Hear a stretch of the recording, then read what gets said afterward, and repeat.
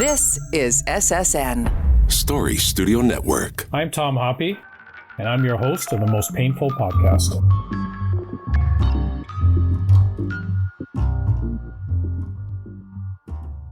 Well, it's the start of February 2024, and this is episode 10 of season 3, which is our last episode of this season. Now, the goal of our podcast is to provide you with the best evidence-based information that can best help you with your pain journey. Therefore, due to popular feedback, we'll be starting season 4, and that'll be starting at the end of February and running right into the summertime of 2024. Now, we're going to have some really good topics. We're going to talk about post-surgical pain, supplements for chronic pain, trauma-informed yoga, and much more.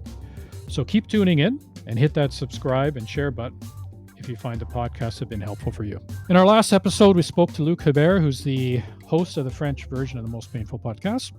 And with him was Hélène Le Soler, who is a co-chair for the CPCOE Advisory Council, and she's also completing her PhD on military identity. Both spoke about the impact pain has on women veterans and some of the unique challenges that they face. There was a lot of good information on this podcast, so if you missed it, check it out on our Spotify or Apple feed. Over the last 3 seasons on this podcast, we've talked about the importance of being informed, and we've provided information that will help with chronic pain, general health, and well-being. Now, we know sometimes when we struggle with pain, it can be hard to get motivated or find help, or we may lose hope. Information on this podcast is one way to help you better understand pain and help you with your journey. Now, we know many veterans suffer from transition. They suffer from pain, finding new purpose, losing community, and losing hope. And I've also heard from some non-veterans who've listened to this podcast that they can relate to the loss of purpose and identity when suffering from pain. So what do we do? Well, today we're going to talk about a program that was designed to help veterans called the Military Veteran Alpine Challenge, and talk about how this program can help veterans and as well as some non-veterans on that journey of pain and identity. So today I'm joined by Dr. Lindsay Rite. Welcome to the show, Lindsay. Hi, Tom. Thanks for having me. Also a veteran participant who was on the hike, Synika. Welcome, Synika. Hi, Tom. Thanks. Great to have you on. And Lauren O'Grady, who was also part of the hike, and she also does the major marketing behind the scenes for our podcast. And welcome to the show, Lauren. Hi, Tom. Thanks for having me. Great to have you all on, and thanks for taking the time to be on the program. So I know that along with Lindsay, I've also helped develop this program, and the idea of the program came up when we were on a hike, but it also came up from the work that we've done with the CPCOE on research, and also my past, many years experience working with veterans in the community. And I mean, one of the things I noticed as a veteran was that there was I would suggest a gap in understanding pain, knowledge, the mindset, and transition. So I'm going to start with you, Lindsay. I mean, you work in the field of chronic pain. You're at Change Pain in Vancouver. I mean, when I initially floated this idea by you, what were your thoughts? Yes, that was a couple years ago now.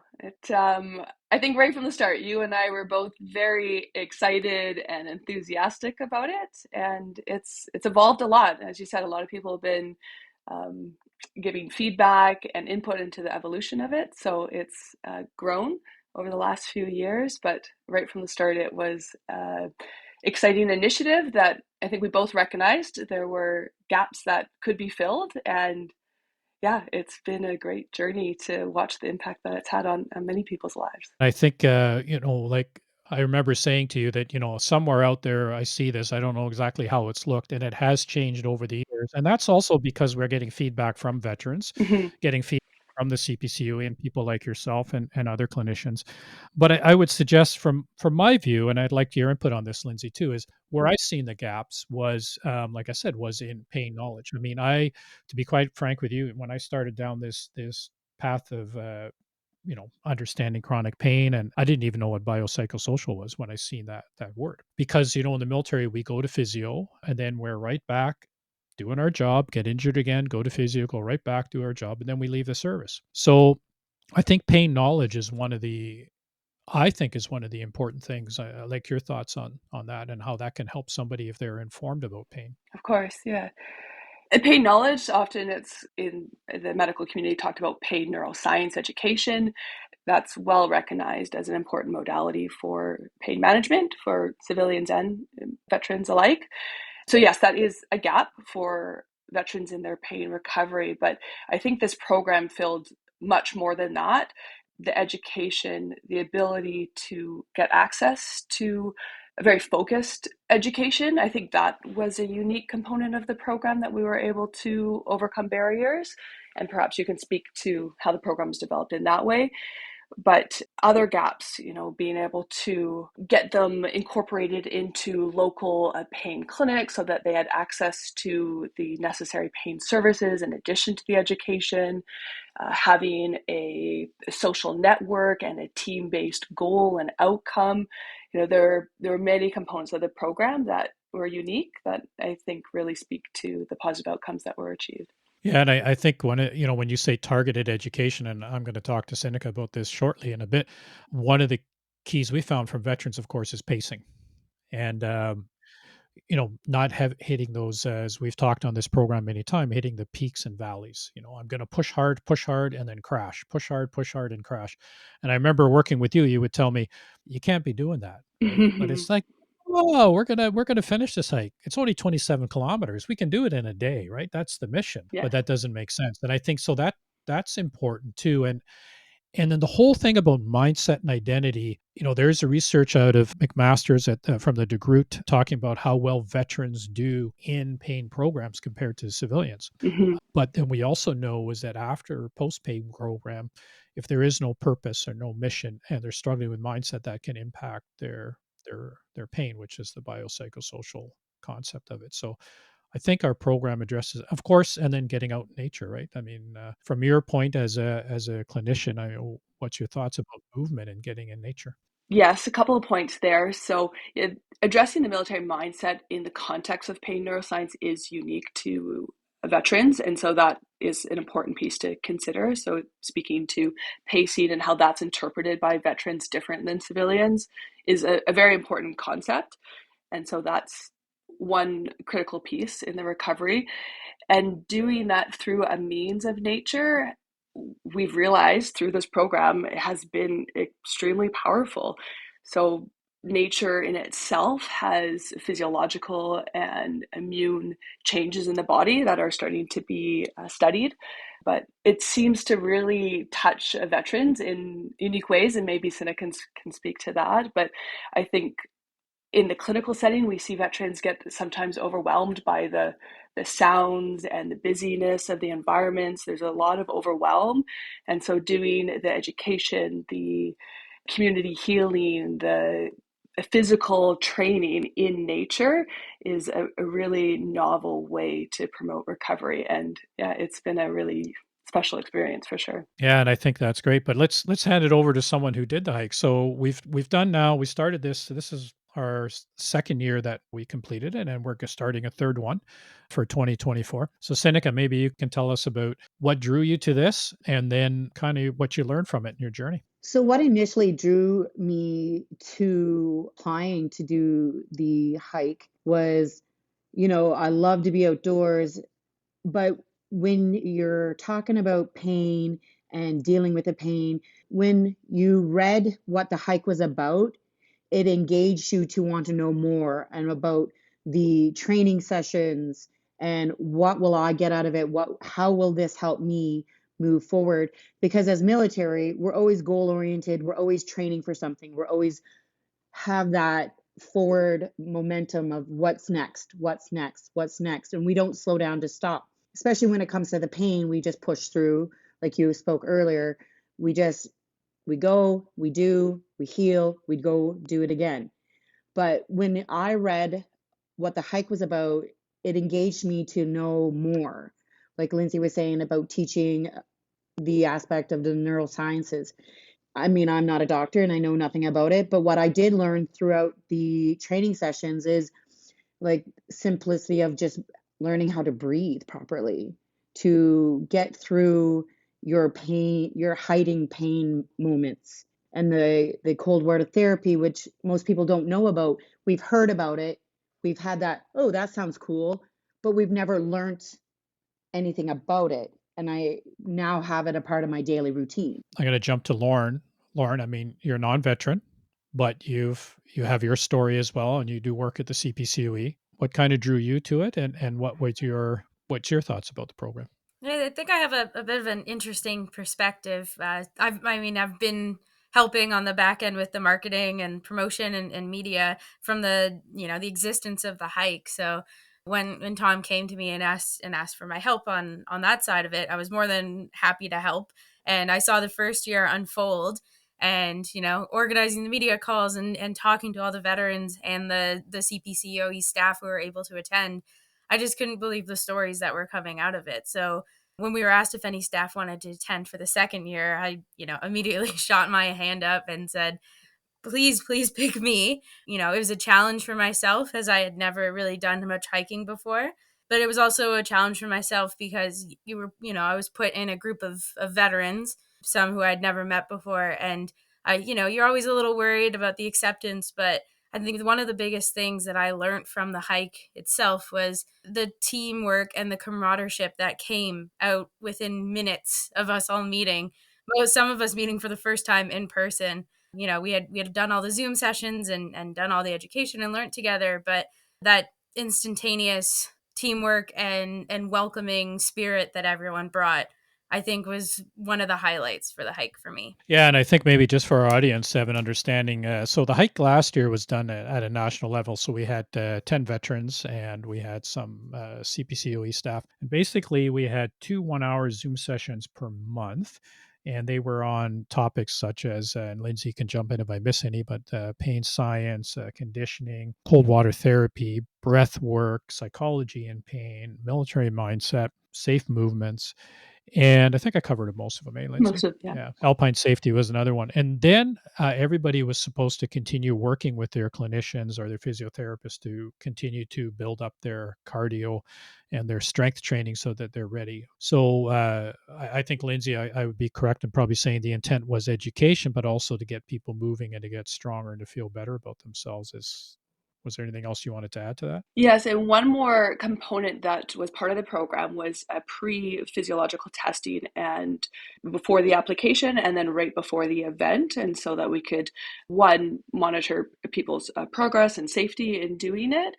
But it was another avenue to engage the veterans in their local services, medical services. There sometimes are barriers that I observe for veterans in whether a lack of knowledge of what's available to them in their own community, or perhaps some distrust that sometimes does exist with interactions with the medical community.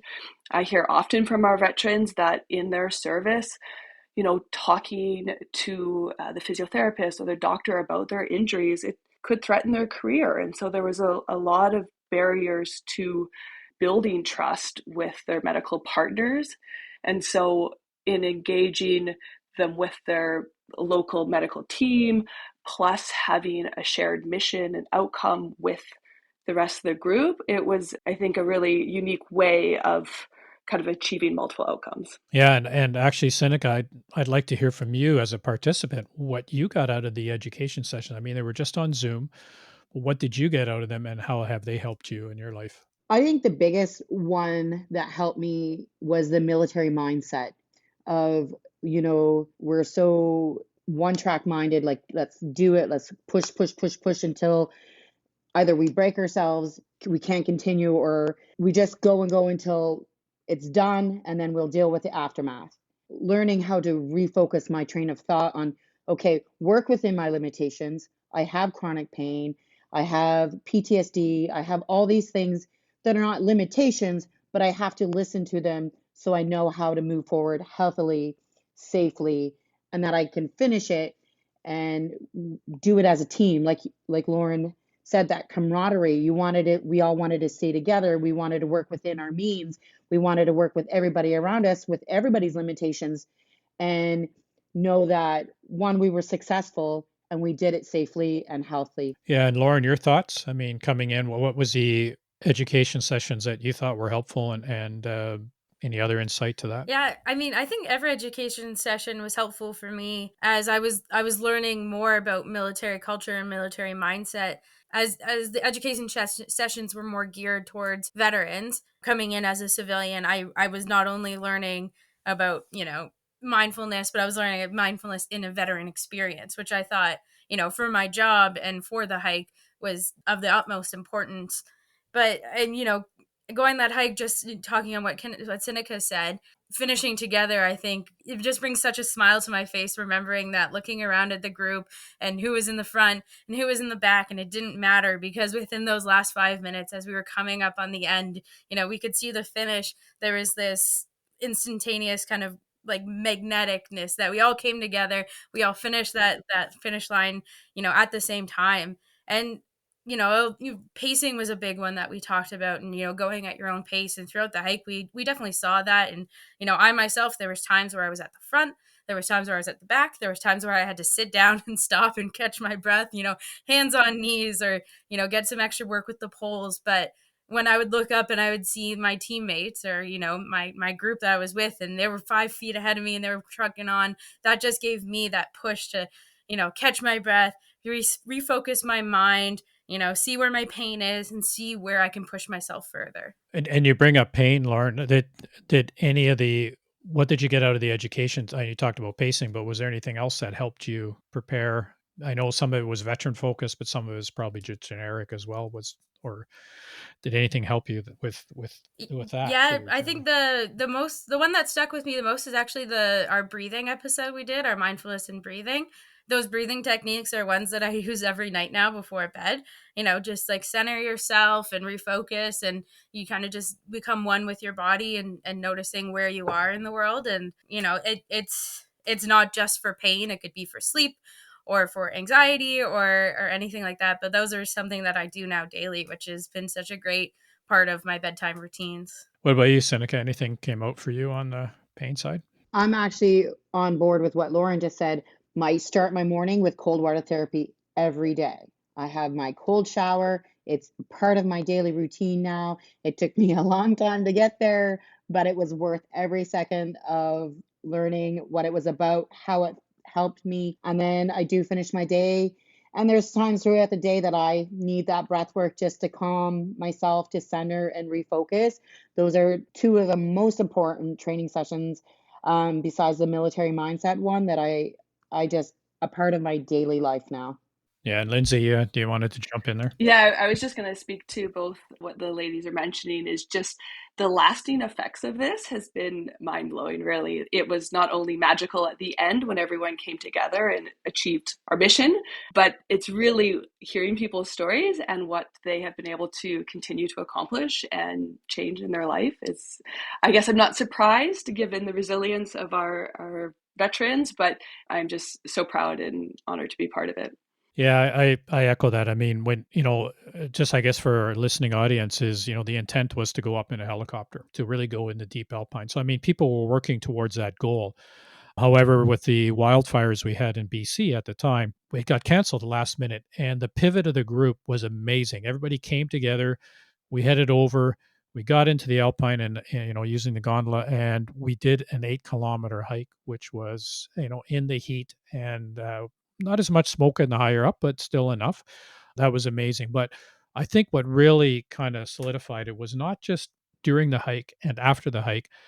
Even in the evening, there was, Synika, you can jump in on this from a participant's point of view, but there was the talk about how mindset, moving from a dependent culture, which is the military is very institutionally dependent, to a non-dependent culture, and taking these skills and lessons with you. And that those talks continued around the fire. They continued during the hike, at least from my view. So I don't know, Synika, you want to jump in on that? I agree completely. I think for people who have never met each other in person, military and the non-military, it just connected us. And us military veterans that were speaking about our military culture, but like Lauren and Kayla, they were just listening and soaking it in and having their input, and just it just connected everybody, and that like community and that camaraderie and that sense of connection again. It just grew from day 1 to day 4 so quickly. It was just awe-inspiring. What do you think, Lauren? Yeah, when I think back to those times sitting around the fire, my first instinct was to sit back and listen. And the CPCOE always strives on being veteran led, so let the veterans tell their story first. And if I thought I could relate, or if I thought I could add input, I added it. And I think at one time I said, I'm just a CPCOE staff, just a civilian. And there was about 5 people who shouted, no, you're part of us now. And like, I feel so much emotion when I hear that, because that hike, that education coming together, that made me part of that team, that part of something, and part of something bigger. And, we continue this on. We're going to have, the way this trajectory is going, I'm so excited to be part behind the scenes from now on, and to help more people experience this and feel what I feel, coming from a veteran perspective, coming from a civilian perspective, coming from a coaching perspective. I think it's going to be incredible. Yeah, when you talk about coaching, I mean, we are running it in. We've taken a lot of the input from the participants like Synika and a bunch of the other, members that were on there. And we're looking at this year, we're going to run it in British Columbia and the Lower Mainland, so that we have, one of the things was to have more in-person training. So we're going to do a program evaluation. But the intent is we have an alumni now, which the participants wanted to form. And when we, following hopefully in 2025, and when this goes out, the plan is those people like Synika and Lauren, if they're interested, will be mentors to help the next generation to carry that on. And we still meet. We have Zoom meetings after, post hike. So the goal is to provide that knowledge and to move from a dependent to an independent kind of life. And like you, Synika, are a great example, and same with Lauren on the work you've been doing post. So we only have a few minutes left. So I'd like to get everybody's thoughts on just kind of what you thought of this program, and what just a takeaway for somebody who's listening. So someone who's listening, veteran, non-veteran, what would be a takeaway of what you got out of this? I'll start with Lindsay first. Well, I'll speak perhaps to the clinicians out there. So on behalf of many of us, we thank you for your service. I think there's a lot that we can learn from each of our veterans.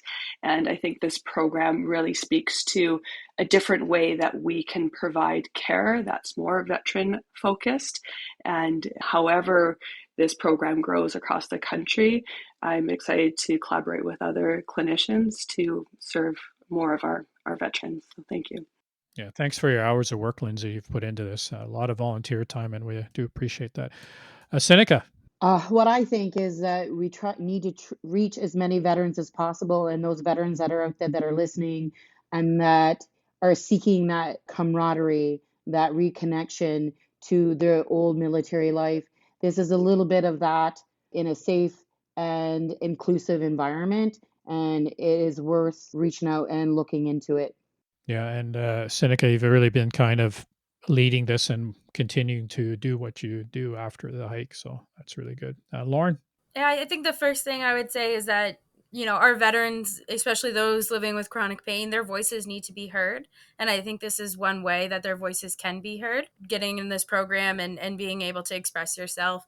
And then secondly, I would say that you need to set goals, and you need to surpass those goals and those expectations. I had never hiked before. I had never been to BC, and I ended up staying other days and doing another 10-kilometer hike, 2 days after this hike, because I just fell in love with it. And I had those goals, and I surpassed those, and I surpassed my own expectations. And so I say to everybody, set those goals and see what you can achieve, because there's so much you can achieve if you put your mind to it.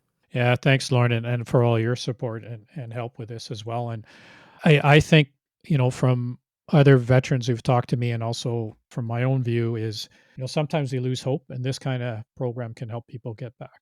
We can learn about how to deal with our pain. We can start moving again, and that leads to better lifestyles and other things. So I appreciate all of you to be on the show today. It was a great discussion. So thanks for that. Military Veteran Alpine Challenge is going to be on the CPCOE website. It's also going to go out to people in BC.